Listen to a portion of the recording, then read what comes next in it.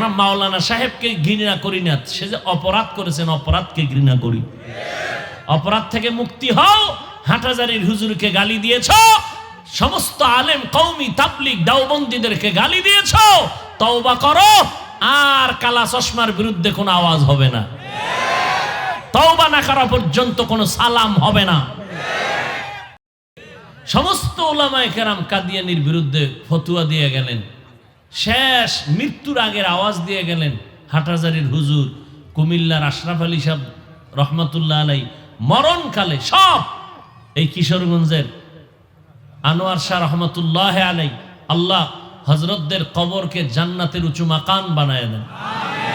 তাদের রেখে যাওয়া দ্বীনের এই আমানত আমাদেরকে রক্ষা করার আমানতের সাথে ইখলাসের সাথে তৌফিক দান করেন।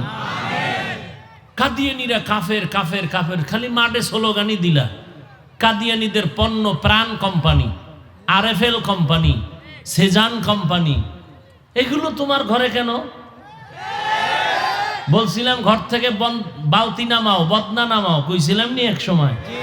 কি ফেসবুকের গোলামেরা দেখছিলানি? হ্যাঁ বলছিলাম না? তখন আমার বিরুদ্ধে কিছু মৌলবীরা খুব লেখালেখি করছে। তখন আমি বলছি যারা লেখালেখি করে এদের আইডি গুলো সব হ্যাক করো, আইডি গুলো সব লিখে রাখো, এরা সবগুলো কাদিয়ানির দালাল।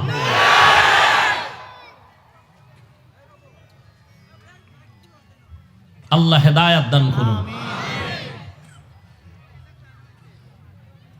অন্যায় করবে, ওই যে একটা প্রবাদ আছে, রোগকে ঘৃণা করো রোগীকে নয়, পাপকে ঘৃণা করো পাপীকে না। আমরা পাপকে ঘৃণা করি। মাওলানা সাহেব বলেছ তওবা করো, বুকে লাগাবো। কি বলছিলাম নি?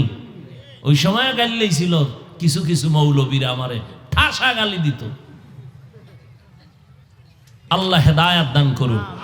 আরো জোরে বলেন।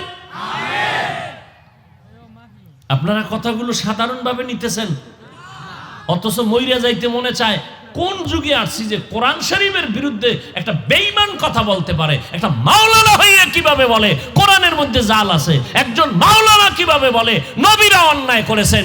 একজন মাওলানা মঞ্চে বসে কিভাবে বলে কালেমা কুফরি বন্ধ করে দাও? কিসের ওয়াজ করব?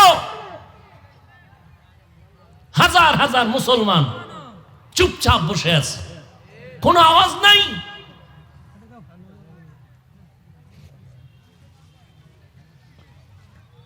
আর বয়ান কইরে গেলে কয় এটা বয়ান করলো না গীবত শেখায়াত করলো।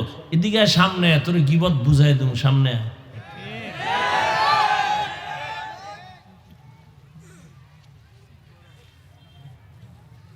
আল্লাহ হেদায়াত দান করুন। হায় হায়।